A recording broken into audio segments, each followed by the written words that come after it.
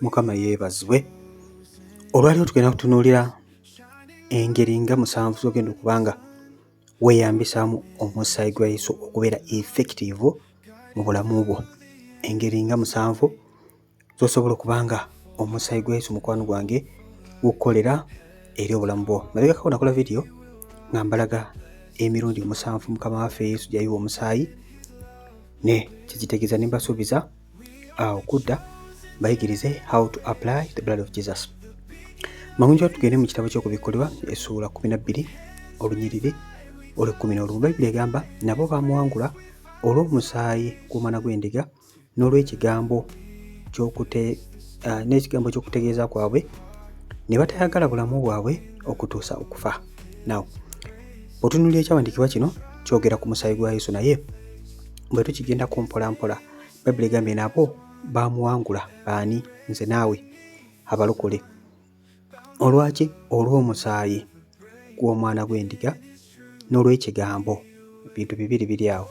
Olw'omusaayi gw'omwana gw'endiga n'olw'ekigambo ky'okutegeeza kwabwe. Ekyokusatu Bayibuli tugambye ne batayagala bulamu bwabwe okutuusa okufa. So kino kye kiri nk'ekisumuluzo mukwano gwange ng'onaakozesa omusaayi gwa Yesu nga gunakukolera eri obulamu bwe. Ekisookera ddala olina okutegeera ekigambo kya Katonda kiki ekyogera ku musaayi gwa Yesu. Bwe tugenda kuba tukitunuulira ekigambo kya Katonda kyogera ki ku musaayi gwa Yesu. Nabagambye nakola vidiyo yogera ku mirundi 7 Yesu gy'ayiwa omusaayi gwe ne kye gitegeeza ekituufu. Kale olina okuba nga ebyo bitegeera. Ekirala omusaayi gwa Yesu guno gukolera gutya kye tugenda kuba tutunuulira. Kati bw'otegeera omusaayi gwa Yesu gukolera kitegeeza nti you have to speak.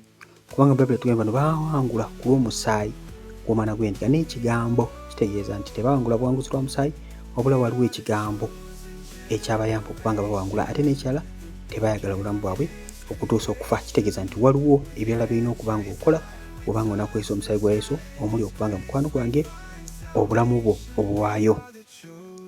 Si byakulatta bulasi, kirimu okwewaayo, kirimu okusasula omutango. Ekisookera ddala omusaayi gwa Yesu gwe gutugulayo. Yes, omusaayi gwa Yesu gwe gutugulayo okuva mu ndagaano zonna ze wakwatibwamu, kye tuyita redemption.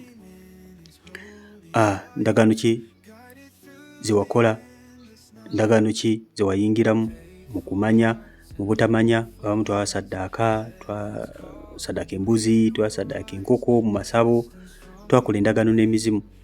Kati omusaayi gwa Yesu mukwano gwange gwe gukugulayo noba nga tewasaddaaka, as long as obadde toli mu Yesu oba obadde mu ndagaano ne Sitaani by default. So omusaayi gwa Yesu gwe gutugulayo mu ndagaano za Setaani zonna ze twali twayingiramu ne gutujjayo ne gutuzza ku sayidi ya Katonda. Ekitabo ky'Abefeso essuula 1:7 Bayibuli egamba eyatuweesa okununulibwa kwaffe olw'omusaayi gwe, okusonyiyibwa kw'ebyonoono byaffe nga obugagga bw'ekisa kye bwe buli. Yesu yeebazibwe nnyo. Ekyandikwa kino kitulaze nti twanunulibwa. Eyatuweesa okununulibwa kwaffe olw'omusaayi gwe. Kitegeeza nti omusaayi gwa Yesu gwe yayiwa gwakununula mukwano gwange. Olina gye wali wakwatibwa, olina obusebe bwe walimu, naye omusaayi gwa Yesu gwe gukununulayo. So mukwano gwe ayina gy'olaba nga mu nsi eyo mwolaba nga wakwatibwa, yonna gy'oli sitaaka, manya nti omusaayi gwa Yesu gulina kapasite, gulina obusobozi okubanga gukugulayo mu ndagaano zonna ze wayingiramu, whether za misambwa, whether lubaale, whether mizimu, simanya bacwezi, simanya bano malogo. Buli ndagaano yonna eyakolebwa eri obulamu bwo, omusaayi gwa Yesu gulina kapasite okubanga gukulayo ku buli ndagaano yonna eyakolebwa eri obulamu bwo. Si nsonga gwe wazikola, abazadde be bazikola oba abalogo be bazikola. Omusaayi gwa Yesu gulina kapasite okubanga gukugulayo. Kati mukwano gwe yakwatibwa kwesa omusaayi gwa Yesu mukwano gwange okubanga ova mu ndagaano ezo. Ogenda kukola otyo, ogenda kukwata omusaayi gwa Yesu ogwa applying nga bwekutula ku ndagaano ezo, gambe endagaano zino nze kutwako n'omusaayi gwa Yesu. Menya buli ndagaano eyakolebwa ku bulamu bwange. Saddaaka ezaweebwayo zonna nzimenya ne saddaaka y'omusaayi gwa Yesu. Saddaaka zonna ezakolebwa ez'embuzi, ez'enkoko, buli saddaaka yonna gy'omanyi eyakolebwa ku bulamu bwo, osooka okozesa omusaayi gwa Yesu okubanga mukwano gwange ogulibwayo. Manya nti obanga wayingira mu ndagaano yonna ey'omusaayi oba watundibwayo, naye omusaayi gwa Yesu mukwano gwe gubanga gukugulayo. Mukama yeebazibwe nnyo. So buli kyonna kye twakola ekyatwetera okuba nga tuyingira mu ndagaano whether za kibi, whether za musaayi, omusaayi gwa Yesu gutujjirayo ddala mukwano gwange. Number 2, omusaayi gwa Yesu gwe gutulongoosa, kye tuyita cleansing. Omusaayi gwa Yesu gwe tukuza, gutulongoosa. Yes. Mu nsi mwe twali tutambulira mu kibi, tutambulira mu kwonoona, twali tetumanyi Katonda, abamu twali mu busamize, twali mu bwenzi, twali mu bubbi, twali mu kabakaba, twali mu bintu bingi nnyo Katonda bye yatayagala. Naye ebyo byonna bye twakola ne bye tuba twenenyeza maaso ga Katonda tebisobola kuvaawo okuggyako nga waliwo labba ebijjeewo. Kati omusaayi gwa Yesu guno gwe gutulongoosaako ensobi zaffe zonna ze twakola. Okwenenya n'osonyibwa maaso ga Katonda tekitegeeza nti ebyo bivuddeyo maaso ga Mukama. Singa kyali bwe kityo Yesu yandibadde tajja kuyiwa musaayi gwe. Omusaayi gwa Yesu guno gwe gunaazaawo ebyo ne bivaawo mu maaso ga Katonda, Mukama n'atajjukira bibi byo, ne biviirawo ddala, ensobi zo ne zivaawo. Nga mu ndagaano enkadde bakozesanga omusaayi gw'ebisolo nga gukolanga cover-up nga gubikkabikkako naye nga tegujjaawo. Mukama yali yasuubiza n'agamba nti talijjukira butali butuukirivu waffe, agamba I remember your sins no more. N'agamba ng'ensozi bwe ziri ewala n'amayanja ejo agenda okukasuka obutali butuukirivu waffe, n'agamba talijjukira butali butuukirivu bwaffe. Lwaki tagenda kubujjukira? Kubanga omusaayi gwa Yesu gugenda kubanga gubuggyeewo, nga Mukama buli wakutunuulira ng'oli mu Yesu alaba someone who is perfect, kubanga you are perfected in Christ. Sikuba kubanga gwe n'olwekyo Yesu kye yakola. So omusaayi gwa Yesu gwe gutulongoosa, gwe gukunaazaako empitambiyo yonna. Yokaana ekisooka essuula esooka onnyola omusanvu Bayibuli egambye, naye bwe tutambulira mu musana nga ye bw'ali omusana, tussa kimu ffekka na ffekka n'omusaayi gwa Yesu omwana we gutunaazaako ekibi kyonna. Okiraba, bwe tutambulira mu musana, ye nga bw'ali omusana, okussa ekimu ffekka na ffekka n'omusaayi gwa Yesu ne gutunaazaako ekibi kyonna. So omusaayi gwa Yesu gulina kapasite okukunaaza ne gukutukuza n'ofuuka omutuukirivu mu maaso ga Katonda. Mu ndagaano enkadde waliwo ennaku ze wamalanga ng'obadde toli mulongoofu, waliwo seremoni ze walina okuba ng'okola nga bw'omala oziyitamu omala okusaddaaka, nga waliwo ennaku z'olina okumala, sometimes ennaku 7, ennaku 7 bwe ziggwako ng'odekireyalingibwa ng'olangirirwa okubeera omulongoofu maaso ga Katonda. Kati mukwano gwange mu ndagaano empya kiri nti omusaayi gwa Yesu gukulwaza ne gukulongoosa n'olangirirwa okubeera omutuukirivu maaso ga Katonda. Ekyokusatu, omusaayi gwa Yesu gwe gukuwolereza, tukiyita justification. Omusaayi gwa Yesu gwe gukuwolereza oba okwejjeereza, nga bonabeera mu kooti ne bagamba nti yejjeeredde, in other words is justified. Mukama waffe omulungi yeebazibwe, ababikooza be basinga okukategeeraako. Now nga tunaba kujja eri Yesu, we were under curse, we were under condemnation, twali under judgment, busungu bwa Katonda. Naye omusaayi gwa Yesu gwe gusolovinga ezona equation, gwe gusolovinga ebyo byonna, ebbanja lyonna lye twali tulina maaso ga Katonda, ne gufuuka okubanga omusaayi gwe gutwejjeereza maaso ga Katonda, gwe gutwejjeereza maaso g'ebyo ebyalimiridde ewamu naffe. Waliwo enjawulo y'okubanga onaaziddwa, ne waliwo n'enjawulo y'okubanga ojustifyingiddwa oba okuwolereza. Mukama yeebazibwe. Jjukira twagambye okusookera ddala omusaayi gwa Yesu gukugulayo, ekyokubiri omusaayi gwa Yesu gukunaaza, ate omusaayi gwa Yesu mukwano gwange gukuwolereza. Namba 3, obusungu bwa Katonda, ebikoolimo byonna byali birina okubeera ku bulamu obwo, naye omusaayi gwa Yesu gwe gukuwolereza. Omusaayi Yesu gwe gweraba emikwano, jagulaba eyo gye tweyongera nti gwogerera ddala. Nawo namba 4, omusaayi gwa Yesu gwe gukwawula mukwano gwange, gye tuyita sanctification. Omusaayi gwa Yesu gwe gukwawula, set you apart, ne gukwawula ku bintu ebirala byonna ne kunyikiza mu Katonda. Bwali ng'okyali mu nsi, wali okola buli kimu kyonna ky'olabye, wali wa Setaani, wali mu kibi, wali otambula nga bw'olabye, naye bw'oyingira mu musaayi gwa Yesu ne kunyikiza n'oyawulibwa n'ofuuka mwana wa Katonda. Bayibuli egamba nti abamukkiriza bamusemeza yaba obuyinza okufuuka abaana ba Katonda. Buli muntu enakkiriza Yesu oweebwa chance, oweebwa buweebwa, toli naye tewali, oweebwa buweebwa chance, omukisa, ofuna chance okufuuka omwana wa Katonda. How? Okuyita mu ekyo Yesu kye yakola. Omusaayi gwe gukwawula n'ofuuka omutuuze w'eggulu, n'ofuuka omuntu ali special mu nsi eno, mu bwakabaka bwa Katonda, n'oba nga tokyali mu Sitaani, nga Sitaani takyasobola kukwatako.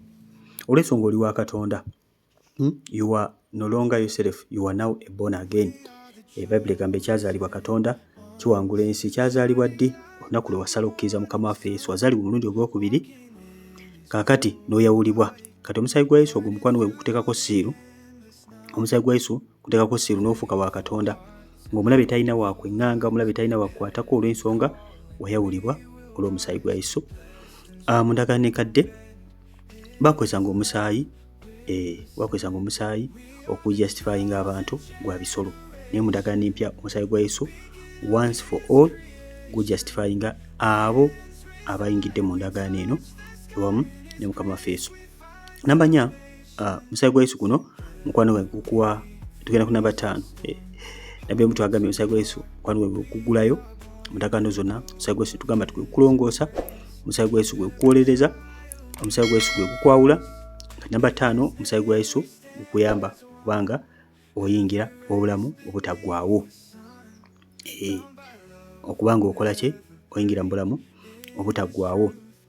Ekituufu kiri nti Bayibuli egamba watali musaayi tewali kusonyiwa kwa bubi. Ate nga Sitaani ye yajja okubba, okutta n'okuzikiriza, ajja kubbako obulamu bwo obutaggwaawo. Ajja kulaba nga akuzikiriza, ajja kulaba nga akulemesa okuba nga oyingira obwakabaka bwa Katonda. Naye omusaayi gwa Yesu guno, kubanga omusaayi gwa Katonda guli eternal, guli eternal, tegulinga musaayi gwaki. Bibuli gamba buli kitonde kya buli bulamu bwa buli kitonde bwonna buli muki? Buli mu musaayi.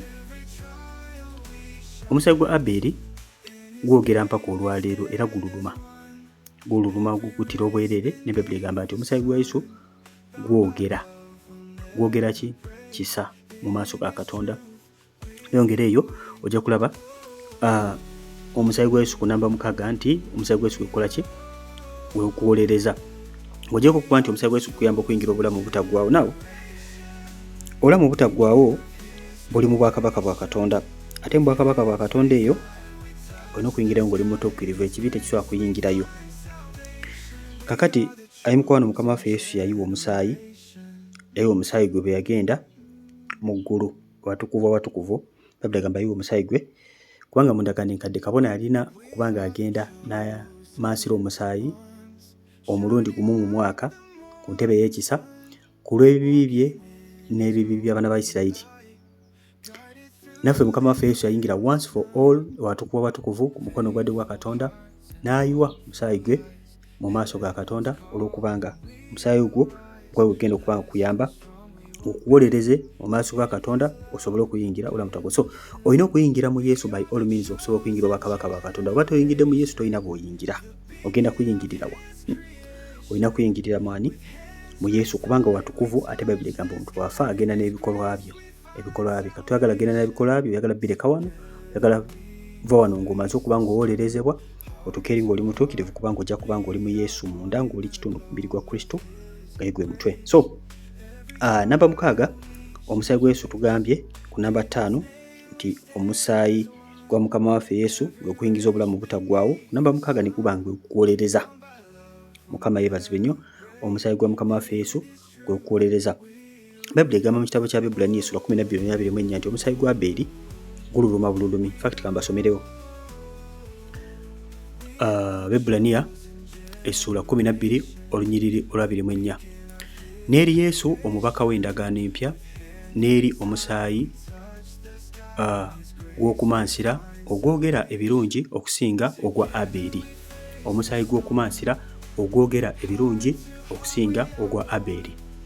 Omusaayi gwa Yesu gwogera birungi, wadde nga bamuttira bwereere naye bamuttira butali butuukirivu bwaffe. So tebamuttira bwereere. Yesu agenda ku musaalaba nga yeetisse ebibi by'ensi yonna, nga yeetisse obutali butuukirivu bwaffe. Kakati omusaayi gwe teguyomba, era ne bwe yali afa yagamba kitange basonyiwe kubanga tebamanyi kye bakola. Kyemmanyi Aberi ye yafa alaajana, onzitira bwereere, nze muganda wo, nze k'omugoyina. So omusaayi gwa Aberi gululuma bululumi, naye omusaayi gwa Mukama waffe Yesu gwogera birungi, gwogera kisa, gukaba kisa, Mukama asonyiwa kubanga tebamanyi kye bakola. So omusaayi gwa Mukama waffe Yesu mukwano gwange gwe okuwolereza, era Yesu ye mwegayirizi waffe omukulu. Emisaayi emirala gyonna gikaba bukabi revenge. Bakabona b'endagaano enkadde bonna be batta, oba ba prophets, bannabbi b'endagaano enkadde bonna bali maaso ga Katonda baluluma bagamba justice enajja ddi abo abatutira obwereere banafuna ddi obwenkanya banagenda ddi mu geyeena naye ate omusaayi gwa Yesu gwo gubeera gukaaba kisa kyereere so gwe kuwolereza mukwano gwange kisa mu maaso ga Katonda. So omusaayi gwa Yesu gukozese mu area zonna zetwogeddeko okubanga opulidinga ekisa maaso ga Katonda okubanga mukwano gwange gukuwolereza mu maaso ga Mukama okujjayo mu ndagaano zonna okugulayo okulongoosa okwejeereza okubanga gukwawula ate era gukuyingize obulamu obutaggwaawo.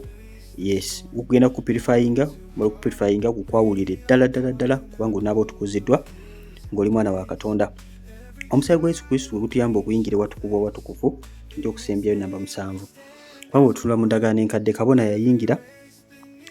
yayingiranga mu kisenge. Waliwo ekisenge kyali ng'ekisenge ekyo nga tekiggulwaggulwa nga kabona omukulu gwe bayitanga high priest yekka yagendayo ate nga naye agendayo omulundi gumu mu mwaka mu ndagaano enkadde ng'ekimutwalayo on purpose yali alina okubanga amansira omusaayi ku ntebe y'ekisa eyali mu kasenge ako mu yeekaalu nga purpose y'ekyo kubanga Mukama Katonda alaga ekisa abaana ba Isirayiri nga amansira omusaayi ku lw'ebibi bye nga ye ne ku lw'ebibi by'abaana ba Isirayiri.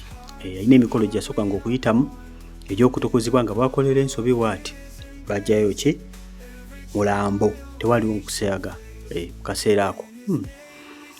So Mukama waffe Yesu yayingira watukuvu omulundi gumu naye omusaayi gwe kwota ya Katonda. Bayibuli yogera mu kitabo kya Efeso sura 2:6 that we are seated with Christ in the heavenly places. Saawa zino wenjogerera si nkya si Yesu lwalidda saawa zino Bayibuli yagamba we are seated mwabali mu Yesu you are seated with Christ in the heavenly places. Saawa zino lwaki? Kubanga ffe mubiri gwa Kristo Yesu gwe mutwe kati omubiri gwo tegwawukana na mutwe gwo. Mu Yesu ffenna tubeera wamu naye ate ne Yesu abeera bumu ne Mukama. So ffenna mu Yesu collectively tubeera bumu ne Katonda waffe. Saagala owanduke ku mubiri gwa Kristo nywera. Mukama waffe omulungi ebazibwe. Oli kitundu ku mubiri gwa Kristo, oyinza oba oli mikono, oyinza oba oli bigere, naye nga Yesu gwe mutwe. Ffe tuli bitundu ebiweereza omutwe gwa Kristo. So ng'omwana wa Katonda kitegeere kitweyawukana na Mukama waffe Yesu kubanga gwe mubiri gwe omutuufu.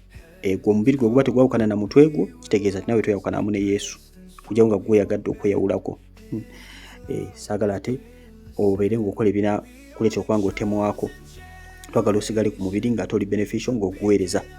Mukama yeebazibwe nnyo. So bottom line omusaayi gwa Yesu bwe tuba tunakwesanga bwe twatandikira mu kitabo ky'Okubikkulwa 12:11 titwamuwangula ku lw'omusaayi omwana gw'endiga n'ekigambo eky'obujulizi waffe kubanga abo tebayagala bulamu bwabwe okutuusa omera. So ng'onakwesa omusaayi gwa Yesu first of all olina okubanga olina kyotegedde ku musaayi guno, olina okubanga olina ekigambo kya Katonda ekyogera ku musaayi oba ne ku mbeera gy'ogenda okubanga mukwano gwange oyimiriramu ate olina okusasula omutango kuba Bayibuli tugamba nti tebayagala bulamu bwabwe kitegeeza nti beewaayo nnyo. Abalokola abanafu bagenda kusomanga ebyawandiikibwa bagenda kuwuliranga zi audios bagenda kukola kino tebagenda kuwangula. Abalokola abayimiridde abeewaddeyo abasazeewo kama mbaye ne bakwetuka omusalaba goberera Yesu be bagenda okubanga batuuka ku ki ku bwanguzi. So omusaayi gwa Yesu gwe gukugulayo kuva mu ndagaano zonna, omusaayi gwa Yesu gwe gukutukuza gwe gukunaaza, omusaayi gwa Yesu gwe gukuwolereza, omusaayi gwa Yesu gwe gukwawula, omusaayi gwa Yesu gwe gukuyamba okubanga ofuna obulamu obutaggwaawo, omusaayi gwa Yesu gwe gukuwolereza gwogera ebirungi mu maaso ga Katonda gukuyamba okuyingira obwakabaka bwa Katonda n'okuyingira watukuvu n'osaba n'ogenda buziba n'oyingira buziba mu mwoyo lwaki lwa musaayi gwa Yesu akuyamba okuyingira mu bwakabaka bwa Katonda. Enzikiriza nti audio nekwadde omukisa osobola tuweereza message ku WhatsApp n'ojoininga group yaffe ey'ekkanisa n'oyiga okuweereza Katonda ne tuba nga tuyigira wamu naawe. Nawe n'oyiga okuweereza Mukama kijja kuba kirungi nnyo. Bw'obanga oli mpya subscribing ku channel eno kone bona kikola ekyo tuteekawo video almost buli lunaku waniziyigiriza ku birooto ne topics endala eziri major kati nga bw'olaba eno. So mikono mbere bulungi mweraba. We are the chosen ones, shining like the morning sun, walking in His holy light, guided through the endless night. Faithful hearts and hopeful eyes, Heaven's calling, we will rise. Blessed and strong, we won't bend. In His love, we'll ascend. We are the chosen generation, the beacon of His creation. With hands raised high, we touch the sky. In His grace, we find salvation. Together we face the storm, heart to heart. We are born in the glow of His embrace. Every trial we shall face. In His name we stand as one. Every race beneath the sun, bound by love will never break. In His truth we awake.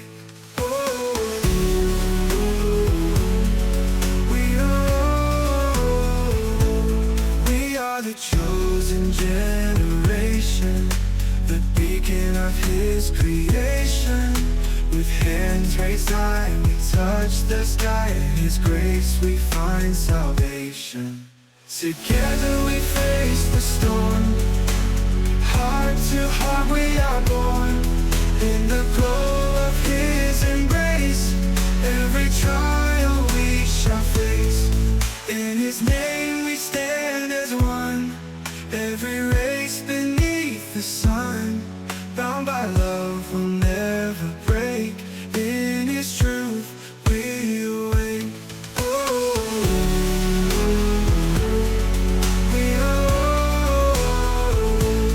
We are the chosen generation, the beacon of His creation.